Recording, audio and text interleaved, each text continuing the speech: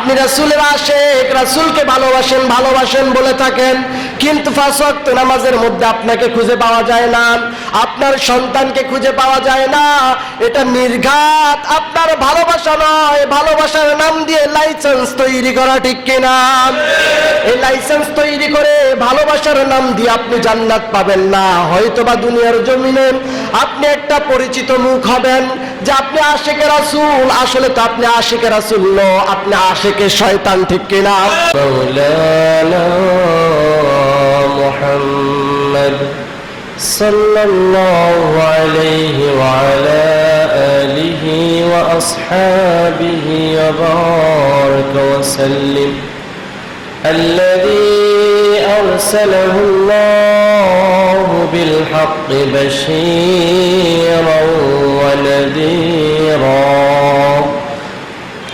وداعيا إلى الله بإذنه وسراجا منيرا فقد قال الله تعالى في كلامه المجيد وفي فرقانه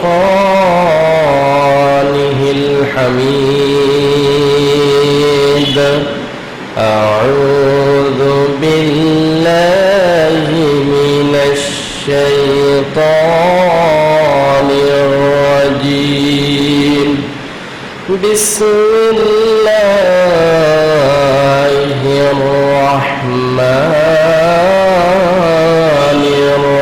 الرحيم قل إن كنتم تحبون الله فاتبعوني يحببكم الله ويغفر لكم ذنوبكم والله غفور رحيم صدق الله العظيم وفي شان حبيبه ومحبوبه صلى الله عليه وسلم لا يؤمن أحدكم حتى أكون أحب إليه من والده وولده والناس أجمعين أو كما قال عليه الصلاة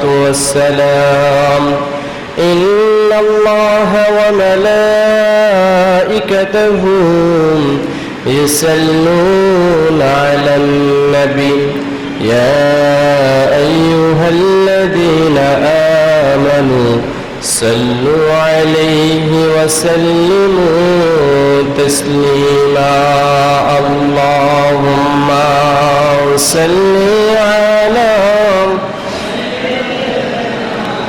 مولانا محمد وعلى آل سيدنا اللهم صل على سيدنا مولانا محمد وعلى آل سيدنا মন ছুটে যায় ওই মদিনায়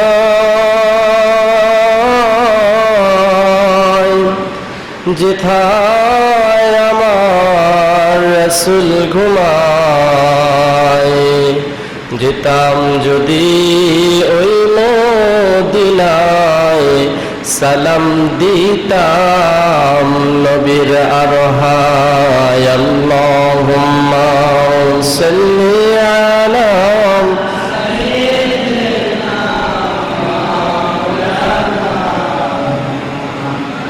ওয়া আলা আলি সাইয়্যিদিনা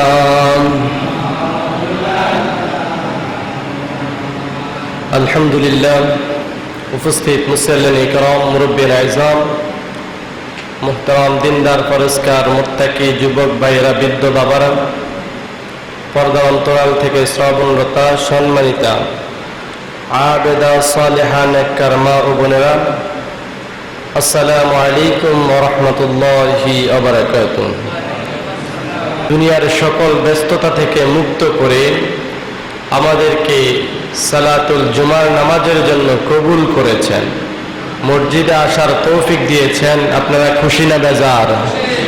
যদি কোনো কাজে আল্লাহর কোনো নিয়ামত পেয়ে খুশি হয়ে থাকেন, ওই নিয়ামতের কদর আদায় করার জন্য আল্লাহ রাব্বুল আলামিন ভাষা শিক্ষা দিয়েছেন। আল্লাহর শেখানো ভাষায়, আল্লাহর দেওয়া জবানটা ব্যবহার করে সকলে একবার কালিমাতুশ শুকর করে আলহামদুলিল্লাহ।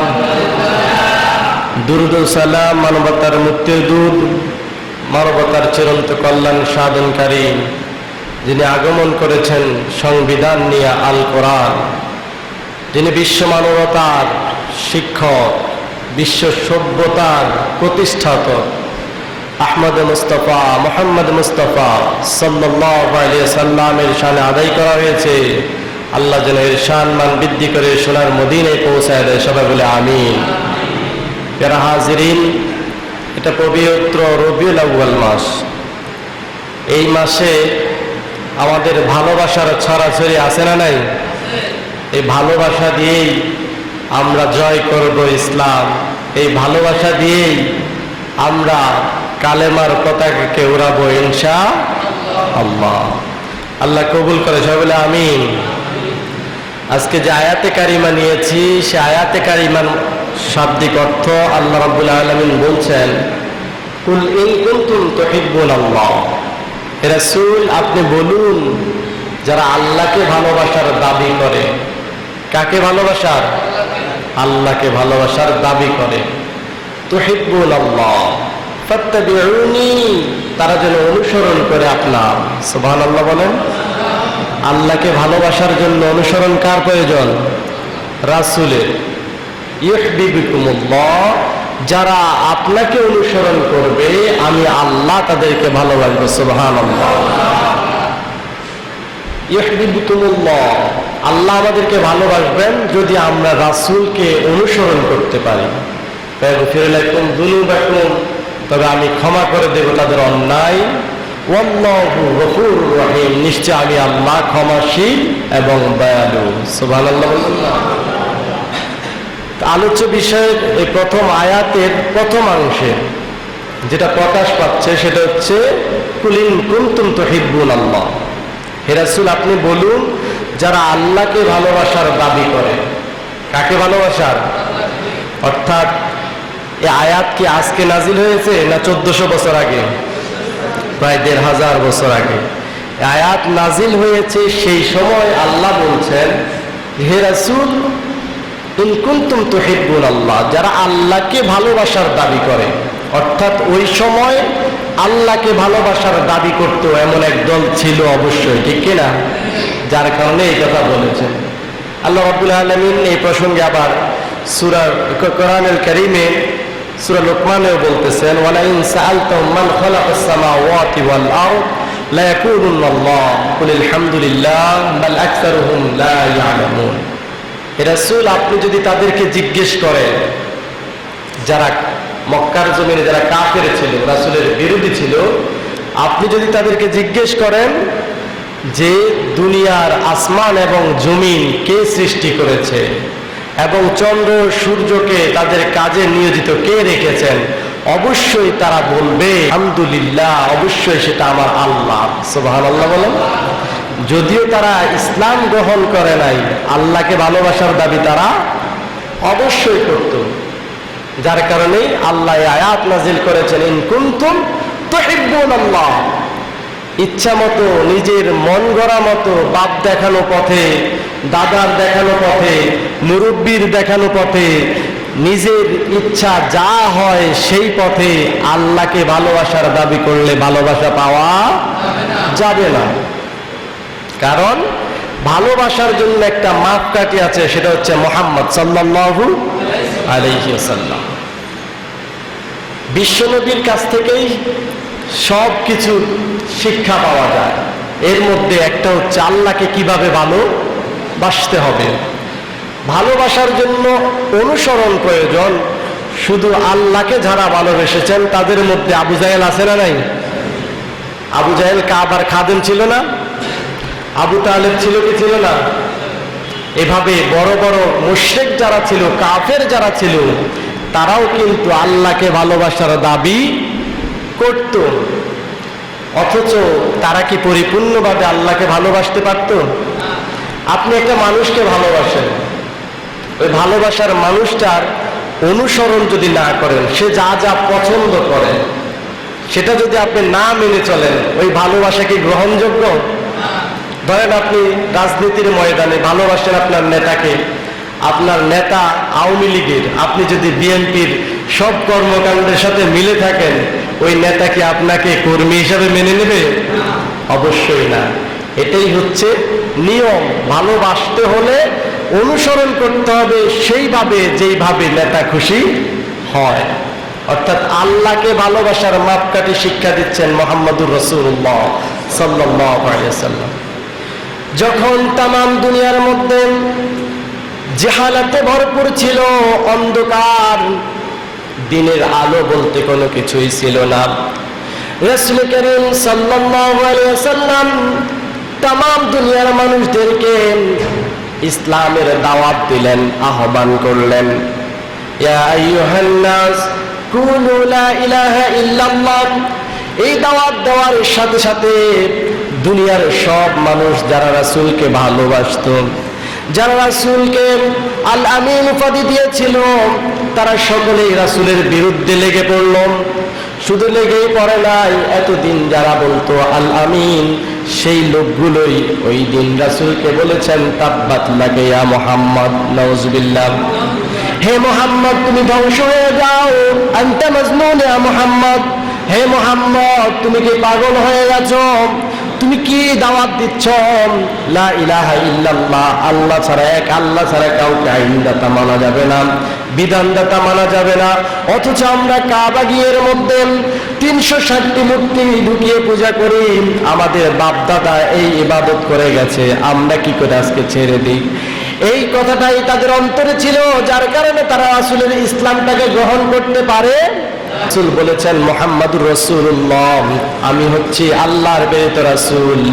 এই কথা বলার সাথে সাথে তারা রাসূলের বিরুদ্ধে লেগে গেল, রাসূলের বিরুদ্ধে লেগে পড়ল।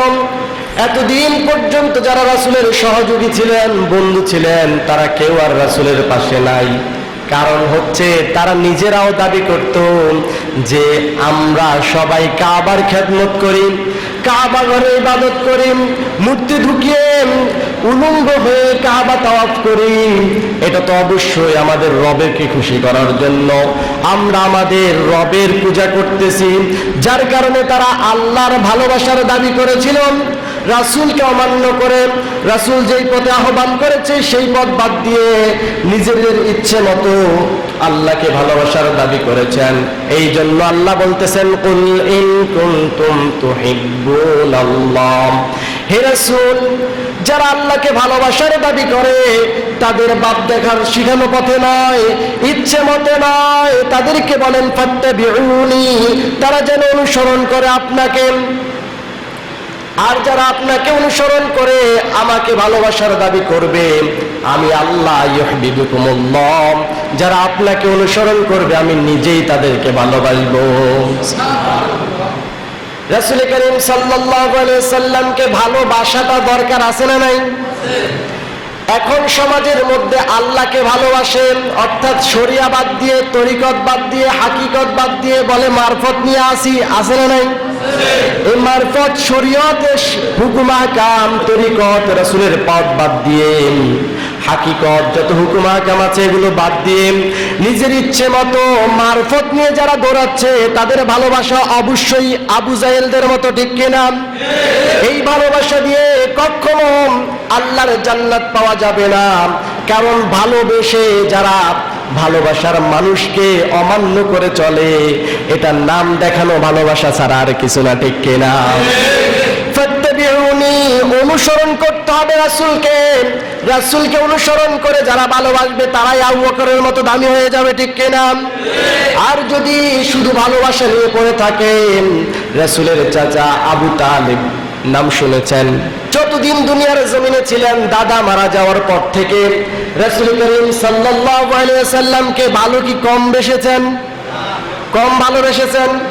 সব দিক থেকে যিনি সাহায্য করেছেন রাসূল করিম সাল্লাল্লাহু আলাইহি ওয়াসাল্লামের প্রিয় চাচা আবু তালিব।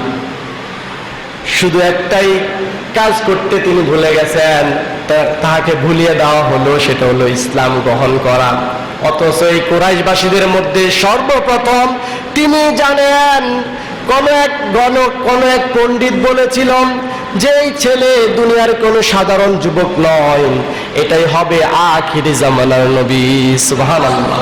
কিন্তু তিনি জানা সত্ত্বেও মানতে পারেন, কারণ হচ্ছে একটাই, তার বাপ দাদা যেই পথে চলেছে, বাবার শিখানো কথা, দাদার শিখানো কথা, কাবা ঘরে মূর্তি ঢুকিয়ে পূজা করার নেশা তাদের ছাড়তে পারে, যার কারণে তিনি এত ভালোবাসার পরে জান্নাতীরা জাহান্নামী। অবশ্যই শুধু ভালোবাসা দিয়ে জাহান্নাম ছাড়া আর কিছু পাওয়া যাবে না। জান্নাত পাওয়ার জন্য ইত্তেবা অনুসরণ দরকার, আছে না নাই?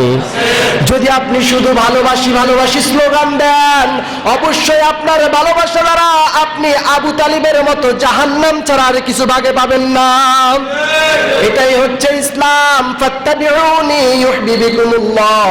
শুধু ভালোবাসার স্লোগান দিয়ে ভালোবাসার মানুষকে যেমন ওভারটেক করে অন্য পথে চললে ভালোবাসার মানুষের ভালোবাসা পাওয়া সম্ভব নয়, ঠিক আল্লাহকে ভালোবাসার দাবি করে যারা মারেফত নিয়ে ঘোরে, যারা মারেফত নিয়ে দৌড়াদৌড়ি করে, তারা যদি রাসূলকে অনুসরণ করে 5 ওয়াক্ত নামাজের পাবন্দি না করতে পারে, অবশ্যই তারা কখনো জান্নাতি হতে পারে?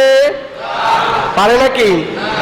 কারণ যদি কোনো মানুষ ওজোর ব্যতীত নামাজ ছেড়ে দেয়, মান তারাকাস সালাতা মুতাআম্মিদান ফাকাদ কাফারা। বিশ্বনবী বলেন, কোন মানুষ যদি ওজোর ব্যতীত নামাজ ছেড়ে দেয়, অবশ্যই সে কুফরি করলো। আর যারা কুফরি করবে, ওয়ালিল্লাযীনা কাফারু বিরাব্বিহিম আযাবু জাহান্নাম ওয়া বিসাল মাসীর। যারা কুফরি করলো তাদের রবের সাথে অবশ্যই তাদের জন্য রয়েছে কঠিন আযাবদায়ক জাহান্নাম। রাসূল বলছেন, মান তারাকা সালাতা মুতাআম্মিদান ফাকাদ কাফারা। যে কোন ওজর ব্যতীত একটা ওয়াক্ত নামাজও ছেড়ে দিল, অবশ্যই সে জাহান্নামে জ্বলতে হবে। কোথায় জ্বলতে হবে? জাহান্নামে। আপনি রাসূলের আশিক, রাসূলকে ভালোবাসেন ভালোবাসেন বলে থাকেন, কিন্তু 5 ওয়াক্ত নামাজের মধ্যে আপনাকে খুঁজে পাওয়া যায় না, আপনার সন্তানকে খুঁজে পাওয়া যায় না। এটা নির্ঘাত আপনার ভালোবাসা নয়, ভালোবাসার নাম দিয়ে লাইসেন্স তৈরি করা, ঠিক কিনা? এই লাইসেন্স তৈরি করে ভালোবাসার নাম দিয়ে আপনি জান্নাত পাবেন না। হয়তোবা দুনিয়ার জমিনে আপনি একটা পরিচিত মুখ হবেন যে আপনি আশিকে রাসূল, আসলে তো আপনি আশিকে রাসূল নয়, আপনি আশিকে শয়তান, ঠিক কিনা? এরা রাসূলের আশিক দাবি করে করে ইসলাম নিয়ে রং তামাশা করে, ইসলাম নিয়ে খেলতামাশা করে দিনগুলো পার করছে। আর বিধর্মীরা একের পর এক হায়নার মতো ইসলামের যারা প্রতিষ্ঠিত এক নির্যাতন জুলুম আমাদের উপর আসতেছে কি আসতেছে না? একে গেল ফিলিস্তিনের মুসলমানদেরকে একের পর এক ধ্বংস করে দিচ্ছে। একটাই অন্যায়, তারা মুসলমান, ঠিক কিনা? মায়ার মারে মুসলমান যারাই দাবি করেছে, যারাই মুসলমান ছিল, জ্বালিয়ে পুড়িয়ে ছারকার করে দিছে, ঠিক কিনা? এটা একটাই কারণ, সেটা হচ্ছে মুসলমান দ্বিধাদ্বন্দ্বের মধ্যে পড়ে বিভক্ত হয়ে গেছে, যার কারণে আজকে মুসলমানের শক্তি কমে গেছে, ঠিক কিনা? আজকে এই মুসলমানের নির্যাতন থেকে বাঁচার জন্য আর কোন রাস্তা নয়, একটাই মাত্র পথ, সেটা হচ্ছে লিল্লাহি তাকবীরের পথে এসে 5 ওয়াক্ত নামাজ যখন আজান হবে সাথে সাথে জামাতবদ্ধ হওয়া, ঠিক কিনা? আজকে যদি ইন্ডিয়ার জমিনে 27 কোটি অথবা 30 কোটি মুসলমান যতই আছেন, সবগুলো মুসলমান যদি 5 ওয়াক্ত নামাজ পাবন্দি করতে পারত, আজানের সাথে সাথে 27 কোটি মানুষ যদি একসাথে নামাজে দাঁড়াতো, একসাথে নামাজে দাঁড়িয়ে আল্লাহু আকবার ধ্বনি দিয়ে নামাজ শুরু করে দিত, এমন ভাবে যদি চলতে থাকতো, মোদি নয় বিশ্বের সুপার পাওয়ার যারা, তারাও বাবরি মসজিদে হাত দেওয়ার কোনো তো ক্ষমতা থাকতো না, ঠিক কিনা? আজকে আমাদের থেকে একের পর এক জুলুম নির্যাতন করে করে আমাদের উপরে চাপিয়ে দেওয়া হচ্ছে অন্যায় বা নির্দোষ আমরা, কিন্তু নির্দোষ প্রমাণ করতে পারতেছি না। আমাদেরকে মুসলমানদেরকে দেখলে টেররিস্ট বলা হয়, আছে না নাই? জঙ্গি বলা হয়, আছে না নাই? একটাই কারণ, আজকে আমরা বিভক্তি হয়ে গেছি, যার কারণে আমাদেরকে জঙ্গি বলে গালি দিলেও কিছু বলার ক্ষমতা, কারণ আমরা দলে দলে ভাগ হয়ে গেছি। আর দলে দলে ভাগ হওয়ার কারণেই আজকে আমাদেরকে তামাম বিশ্ব আঙুল তুলে কথা বলতে সাহস পায়, ঠিক কিনা? যদি আজকে মুসলমান এক থাকতো, তামাম বিশ্বের মুসলমান যারা আছে, ইমানদার দাবি করে, রাসূলের ভালোবাসার দাবি করে, আল্লাহকে ভালোবাসার দাবি করে, তারা যদি একনিষ্ঠভাবে ইসলামের পরিপূর্ণ আইনটা মেনে চলতো, অবশ্যই এই জমিনে থাকা সত্ত্বে, এই বিশ্বের মধ্যে আল্লাহর জমিনটায় বসবাস করা থাকা সত্ত্বে কোনো মানুষ রাসূলকে নিয়ে কটূক্তি করার সাহস পেত না, ঠিক কিনা? আজকে আমরা বিভক্ত হয়ে যাওয়ার কারণে ফ্রান্সের মতো একটা দেশে রাসূলের ছবিকে ব্যঙ্গচিত্র করা হয়েছে, নাউজুবিল্লাহ বলেন। এই ফ্রান্সের সরকার নয়, যদি তামাম বিশ্বের সব জাহেল সরকারগুলো এক হয়, মুসলমানগুলো যদি এক হয়ে এখন তোলে লিল্লাহি তাকবীর, এই তাকবীরের শক্তি এত বেশি, এত বেশি, এই সুপার পাওয়ার গুলো দুনিয়ার জমিন ছেড়ে পালানোর রাস্তাও পেত না, ঠিক কিনা? আজকে আমরাই তাদেরকে স্পেস দিয়ে দিয়েছি, জায়গা দিয়ে দিয়েছি, যার কারণে তারা এসে জায়গা নেয় আর দখল করে, ঠিক কিনা? আমরা একটু জায়গা দিই, তারা এসে দাঁড়ায়, আর একটু সরে যায়, তারা বসে, আর একটু সরে যায়, তারা শুয়ে যায়, আছে না নাই? এটার কারণ হচ্ছে আমরা যত দুর্বলতা দেখাই, তারা তত শক্তিশালী মনে করে, ঠিক কিনা? যত বড় শক্তিশালী হও না কেন, আল্লাহু আকবার ধ্বনি যাদের অন্তরে গেঁথে গেছে, তাদের সাথে বিশ্বের কোন সুপার পাওয়ার কাজে আসে না, ঠিক কিনা? ইতিহাস খুলে দেখুন, বদরের প্রান্তরে বিশ্বনবী মাত্র 313 জন সাহাবী, কতজন? 313 জন সাহাবী নিয়ে আল্লাহ রাসূল সাল্লাল্লাহু আলাইহি সাল্লাম আবু জাহেলের 1000 সৈনিকের বিরুদ্ধে লড়াই করতে যাবেন। যেই সাহাবীগুলো কখনো অস্ত্রের ট্রেনিং নেয় নাই, কখনো জীবন বাজি রেখে কোনো ময়দানে গিয়ে জীবন দিয়ে লড়াই করেন নাই, সেই নিরস্ত্র নিরপরাধ অস্ত্রের যাদের কোনো ট্রেনিং নাই, সেই সাহাবীদেরকে নিয়ে বিশ্বনবী বদরের ময়দানে গেলেন। বদরের প্রান্তরে জিহাদ শুরু হয়ে গেল। জিহাদ শুরু হওয়ার অল্প কিছুক্ষণ আগে রাসূল করিম সাল্লাল্লাহু আলাইহি সাল্লাম সাহাবাদেরকে নিয়ে একটু আশঙ্কায় ছিলেন, শঙ্কায় ছিলেন যে এই সাহাবীগুলো যারা কখনো জীবন বাজি রেখে লড়াই করেন নাই, এই সাহাবীগুলো আজকে জিহাদের ময়দানে লড়াই করে না, পালায়, এমন একটা ভাব যখন বোঝা গেল ভাষণ দেওয়ার সময়, বিশ্বনবীর সাহাবী হযরত মিকদাদ রাদিয়াল্লাহু তাআলা আনহু, মিকদাদ রাদিয়াল্লাহু আনহু জিজ্ঞেস করলেন, ইয়া রাসূলুল্লাহ, আপনি কি আমাদেরকে নিয়ে কোনো সংখ্যায়? বিশ্বনবী, আপনি চিন্তা করবেন না, আমরা বনি ইসরাইলের নবীর উম্মত নই। সুবহানাল্লাহ। বনি ইসরাইলকে যখন বলা হলো, মুসা আলাইহিস সালাম যখন বললেন চলো আমরা আল্লাহর দ্বীনের জন্য জিহাদ করব ফেরাউনের বিরুদ্ধে, বনি ইসরাইলের উম্মতেরা বলেছে, ও মুসা, তুমি আর তোমার আল্লাহ যাও যুদ্ধের ময়দানে, অথচ আমরা ঘরে বসে থাকবো, তাসবিহ টিপবো, আল্লাহর ইবাদত করব, তোমার আর তোমার আল্লাহর যেইটা এত শখ, তোমরাই যাই যুদ্ধ করো। আর রাসূল আমরা কি বলি আপনি শুনুন, ইয়া রাসূলুল্লাহ, জিহাদের ময়দানে আপনিও চলুন, আপনার আল্লাহ সেখানে থাকবে, আমরাও যাব, আর সেই পর্যন্ত লড়াই করব যতক্ষণ আমাদের দেহের মধ্যে পানির স্পন্দন রয়েছে। সুবহানাল্লাহ। ঈমানি শক্তি এত বেশি ছিল, বিপক্ষে আছে 1000, রাসূল করিম সাল্লাল্লাহু আলাইহি সাল্লামের সৈনিক মাত্র 313 জন। এই 313 জন সাহাবীকে নিয়ে রাসূল করিম সাল্লাল্লাহু আলাইহি সাল্লাম বদরের প্রান্তরে লিল্লাহি তাকবীর দিয়ে জিহাদে জয়যুক্ত হয়েছে, কি হয় নাই? ইসলামের প্রথম জিহাদ, বদরের জিহাদ, প্রথম জিহাদে বিজয় লাভ করেছেন। সুবহানাল্লাহ। এটা কি জনশক্তি বেশি থাকার কারণে নাকি ঈমানি শক্তি বেশি থাকার কারণে? ঈমানি শক্তি বেশি থাকার কারণে বিজয় লাভ করা গেছে। এখনো আপনি দেখেন বর্তমান সময় সবার কাছে আসমানি শক্তি আছে, অর্থাৎ হেলিকপ্টার, বিমান, পারমাণবিক আছে, শুধু আফগানিস্তানের কাছে ছিল না, কিন্তু ঈমানি শক্তিতে তারা বছরের পর বছর লড়াই করে বর্তমান সুপার পাওয়ার আমেরিকার সাথে স্বাধীনতা লাভ করছে কি করে নাই? শুধু লাভ করে নাই, যাদের কোনো বিমানী শক্তি নাই, উপরের কোনো শক্তি নাই, পারমাণবিক শক্তি নাই, কিন্তু তারা ইমানি বলে লড়াই করেছেন।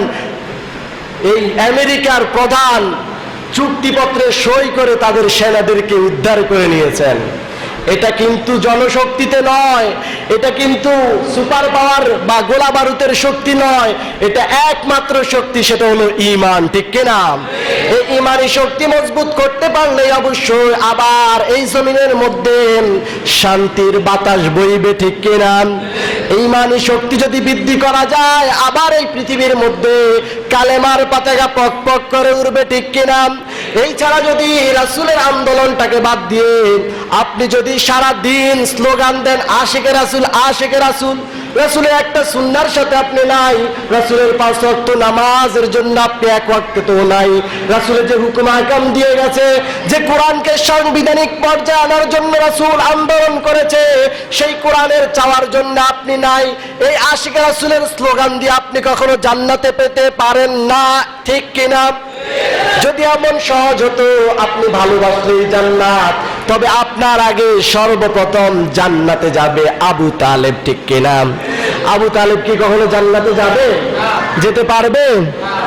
কেন পারবে না?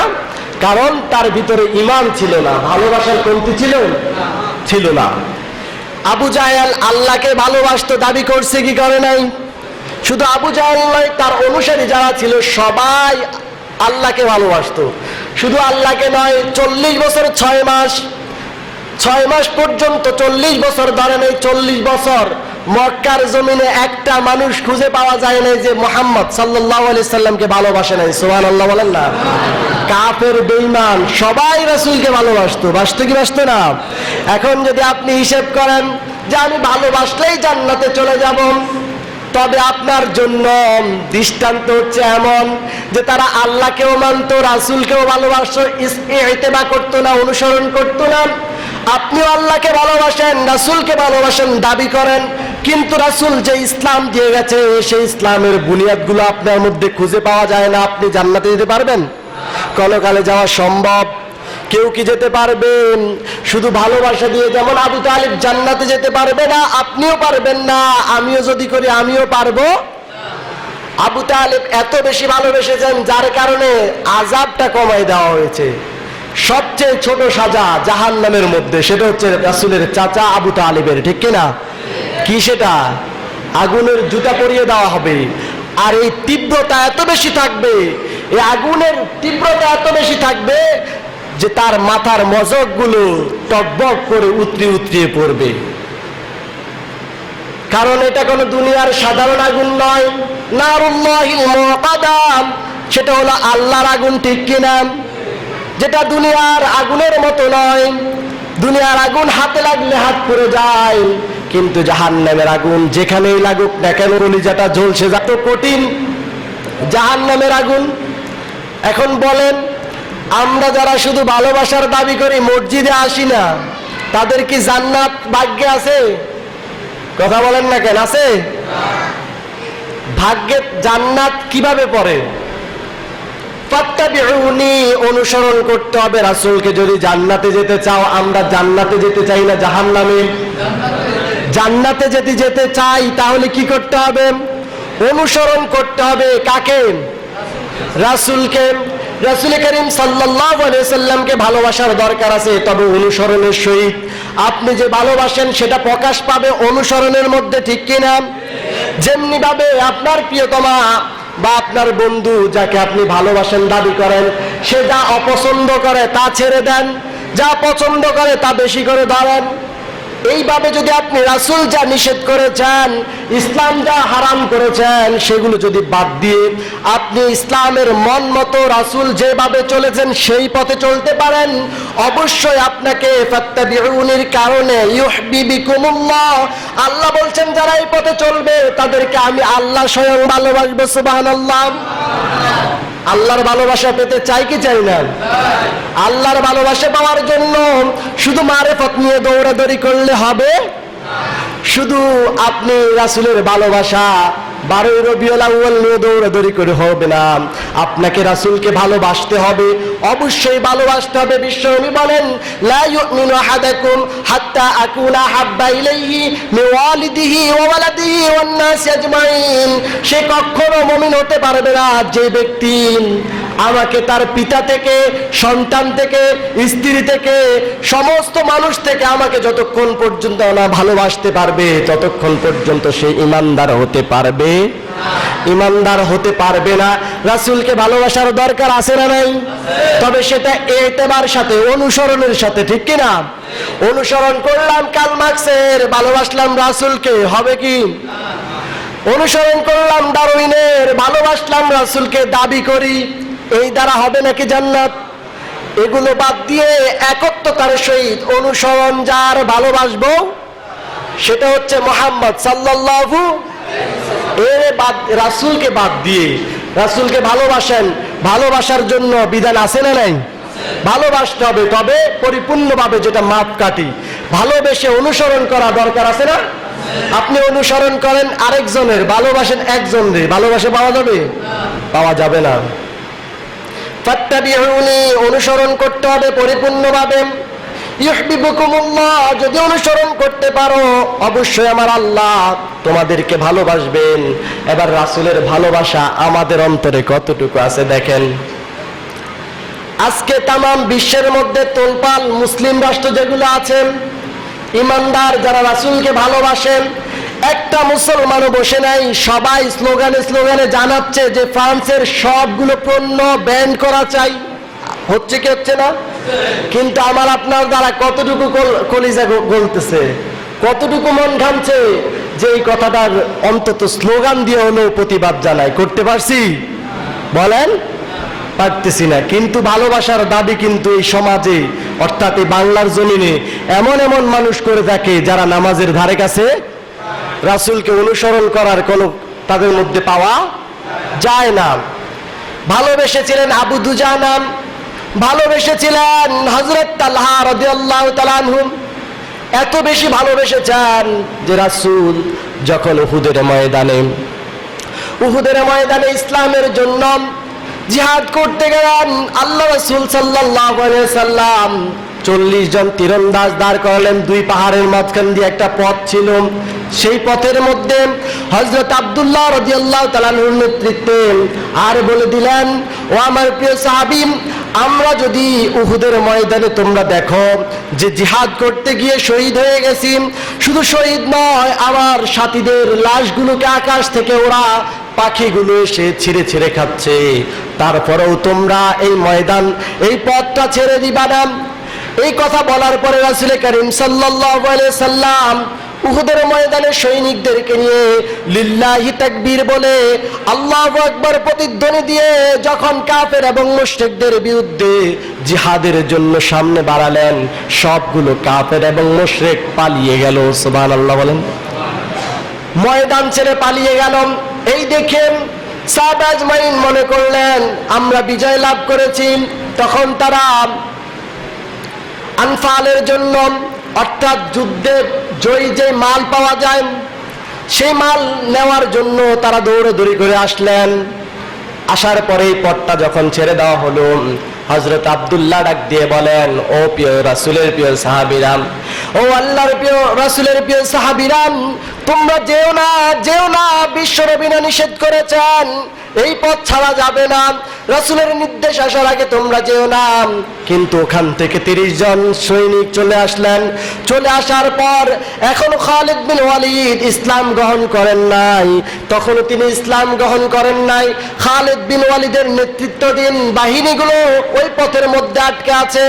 যখনই তারা দেখলো যে রাসূলের এই সাহাবীগুলো 30 জন সরে গেল, আর 10 জন রয়েছে, এই সময় খালিদ বিন ওয়ালিদের নেতৃত্বাধীন বাহিনী সালাশি আক্রমণ করে সেই 10 জন থেকে 7 জনকে শহীদ করে দিলেন। সুবহানাল্লাহ। আর তারা উহুদের ময়দানে ঢুকে গেল। তীর নিক্ষেপ করতে লাগলো, বৃষ্টির মতো তীর পড়তেছে। ইবনে তামিয়ার তীরের আঘাতে বিশ্বনবীর মাথার হেলমেট ভেঙে গেল, দান শহীদ হয়ে গেল। বিশ্বনবী মুখের মধ্যে হাত দিয়ে দেখলেন যে দুহাত রক্তে রঞ্জিত হয়ে গেল। আল্লাহ রাসূল সাল্লাল্লাহু আলাইহি ওয়াসাল্লাম বলেন, এ জাতির কেমন করে কল্যাণ হবে, এ জাতির কেমন করে কল্যাণ হবে যেই জাতি তার রাসূলকে রক্তে রঞ্জিত করে দেয়। আল্লাহ রাসূল সাল্লাল্লাহু আলাইহি সাল্লাম ব্যথার তীব্রতায় পড়ে গেলেন জমিনে। এদিকে বৃষ্টি পড়তেছে, বৃষ্টির নিয়ে তীর পড়তেছেন। তীর যখন পড়তেছিল, হযরত আবু দুজানা রাদিয়াল্লাহু তাআলা আনহু এইভাবে উপর হয়ে রাসূল করিম সাল্লাল্লাহু আলাইহি সাল্লামের দেহ মোবারককে পাহারা দিলেন। সুবহানাল্লাহ বলেন। আর আকাশ থেকে তীরের বৃষ্টি পড়ে পড়ে আবু দুজানা রাদিয়াল্লাহু তাআলা আনহু শহীদ হয়ে গেলেন।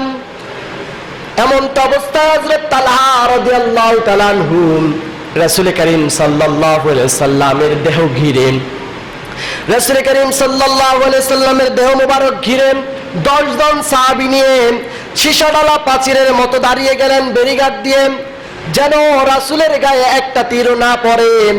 রাসূল করিম সাল্লাল্লাহু আলাইহি সাল্লামের সাহাবীগুলো রাসূলকে এত বেশি ভালোবাসতেন, এত বেশি ভালোবাসতেন যে 10 জন দাঁড়িয়েছে, বৃষ্টির মতো তীর পড়ে পড়ে এখান থেকেও 7 জন শহীদ হয়ে গেছে। সুবহানাল্লাহ।